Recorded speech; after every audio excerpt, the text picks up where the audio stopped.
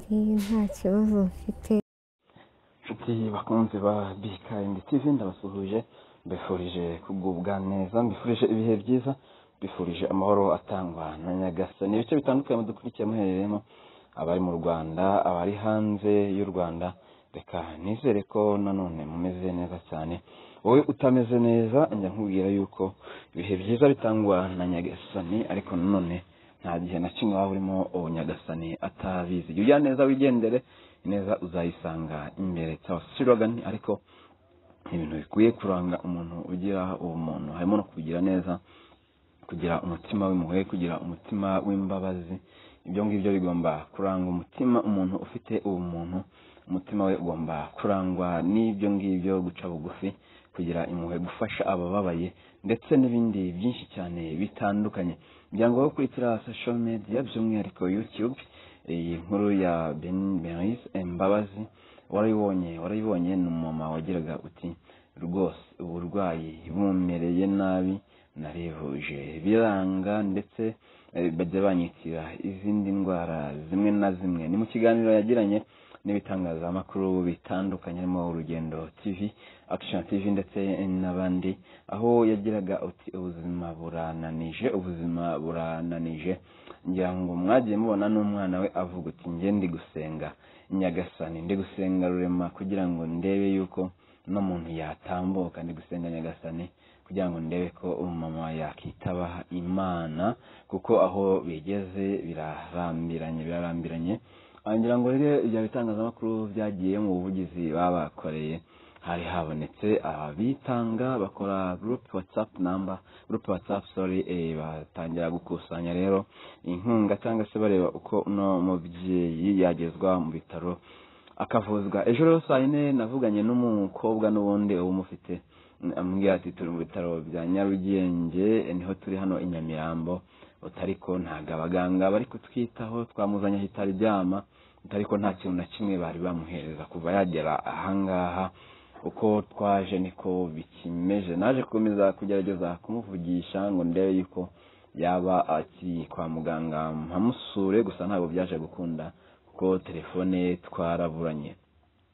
Umunsi wiri gutyo rero ntabwo nongeye kumva amakuru ye, gusa ikigaragara nk'uko mwabibonye nyine ni umubiri wamunanije, ngira ngo urareba iyi foto ye mbere, urareba n'ukuntu arwaye.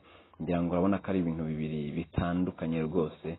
Wakubwira ko uyu ngwara uriya muntu ntabwo ushobora kubyumva cyangwa ngo ubyemere, biragoranye, bitewe n'uko umubiri nyine uwamugize, cyangwa se bitewe n'uko ameze, ntabwo ushobora kubyumva n'aka ngaka na gato. Ni umukobwa mwiza, ari ikizungerezi rwose, dore ko mubibona ku mashusho cyangwa se ku mafoto twabahaye, biragaragara rwose ko yari umukobwa mwiza, ndetse ushima Imana, ushima Nyagasani, ariko ntabwo byaje kumuhira. No mudamu rero yaje kuba arwara indwara atigeze amenya, nawe nikavuga, gusa bamwe mu bamureba nyine bakumva, ubwo niba nabita abashinyaguzi, niba byaba bifite aho bihuriye n'ukuri nta wabimenya, gusa abamurebaga nyine bavugaga ko ashobora kuba afite ubwandu, cyangwa se agakoko gatera sida. Gusa uno mubyeyi we nyine nk'uko yabitambukije mu icyo kiganiro yagizanye n'ayo macano abiri nakubwiye, akorera kuri murandasi, cyangwa se kuri YouTube, yaje kuba atangaza rwose ku byo bavuga ntaho bihuriye n'ukuri. Niyo mpamvu rero yari yifuje kujya kwa muganga.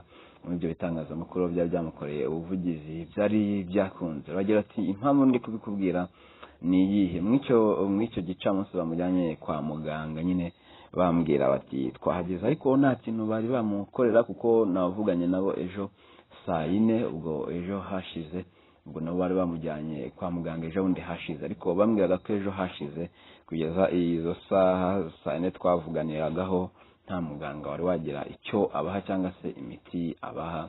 Nuko bambwiraga bimeze n'iyo gahunda, bambwiraga ko ari uko imeze.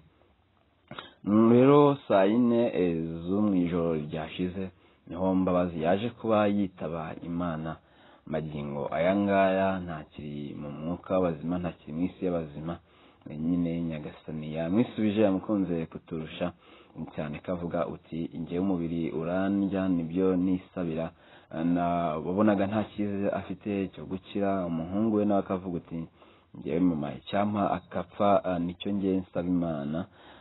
Ntabwo navuga ko Imana yasubije icyifuzo cye, nyine biba biri ngombwa. Ntabwo Imana isubiza ibyifuzo byacu ku bantu, Imana ikora icyo yatekereje ku muntu.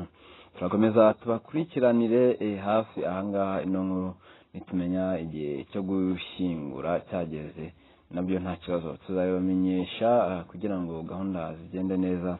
Bari batangiye igikorwa cyiza cyo gushyigikira uno muryango, n'ubundi rero mu gushyingurwa hakeneye ubufasha bwanyu kugira ngo abe yaherekezwa mu mahoro. Birashoboka ko wenda umuryango we nta bushobozi, birashoboka cyane rwose uko twabibonye cyangwa se uko mwabonye ikiganiro. Icyo bigusaba rero ukurikiye Be Kind TV, ushobora gukorwa ku mutima n'iyi nkuru ukavuga uti reka nifatanye n'abababaye, nta kibazo rwose. Uraba uhawe ikaze, ushobora kumufasha mu buryo bumwe cyangwa se ubundi. Birumvikana nyine niyo umuryango ugize ibyago utari wabyiteguye, birumvikana. Ejo ngiye mvugana n'umukobwa yambwiraga uti turi gushaka amafaranga turebe ko twajya i Kanombe kumuvurizayo, ko yambwiraga kuko bari i Nyarugenge ariko batarabaha transfer. Hano i Nyamirambo niho bari baherereye. Rero ubwo nyine urumva ko yitabye Imana n'ubundi bitaragerwaho. Kankubwire wowe ukurikiye Be Kind TV, ivugira neza ukayisanga imbere. Uzi ko uriho, ntabwo wamenye uvuka, byamenywe na mama wawe, ariko nuva no kwisenya Nyagasani uzapfa. Ntabwo uzamenya ko wapfuye, abazaba bahari bazamenya uko wapfuye. Rero bazaguherekeza bitewe n'uko waherekeje abandi, bazakugira impuhwe bitewe n'uko wagiriye impuhwe abandi. Nubwo ngo nta mpfu uvugwa nabi, ariko hari igihe batabivuga nabi, batakuvuga nabi kuko ari wo muco w'Abanyarwanda, cyangwa se ariko tugomba guherekeza umuntu witahiye ariko nyamara mu by'ukuri nta mateka meza ufite. Byaba bibabaje rero ko wakitaba Imana abantu bakavuga bati wari umuntu mwiza, ariko bakabivuga nabo babizi ko biyerurutsa. Ni ikibazo gikomeye cyane, niyo mpamvu wowe dukurikiye aka kanya ndi kukubwira ngo ushobora gufasha umuntu kugira iherezo ryiza. Iherezo nk'iyangari rya Nyagasani. Ushobora gufasha umuntu kuva mu iyo si neza, akabasha nyine gushyingurwa neza, guherekezwa n'umuryango we. Ubundi rero nawe ibisigaye Imana ikazakora ibyayo. Nakubwiye ngo ntabwo uvuka wabimenye, uzi neza ko uriho ubu ngubu kuko ufite ubwenge, ariko uvuka ntiwabimenye.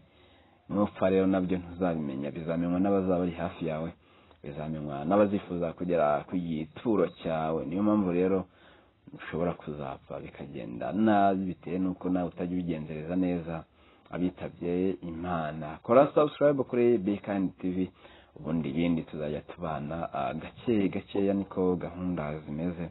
Murakoze cyane, ndabashimiye. Nyagasani abaha umugisha. Wowe dukurikiye utameze neza, ihangane. Wowe dukurikiye uri mu byago bitandukanye, ihangane. Wowe dukurikiye umubiri uri kubabaza, ihangane, utumbire Nyagasani, ibindi byose bizagenda neza cyane. Udukurikiye rero hari n'ibindi ubura mu buzima kugira bigende neza, n'ubundi senga rurema izagushoboza, ndabizi neza cyane. 5/5. Murakoze. Ni Abeniyosaba. Ibiganiro nk'ibi ngibyo ni akagaruka n'amakuru atandukanye, ni akagaruka gusa. Ushobora no kutwandikira kuri nimero aho ngaho ukaduha amakuru, yaba ay'ubuvugizi, kugira ngo dufashanye iyi si tuzayisige ari nziza kurusha uko twayisanze. Murakoze cyane, ndabashimiye kandi turanabakunda cyane. Murakoze.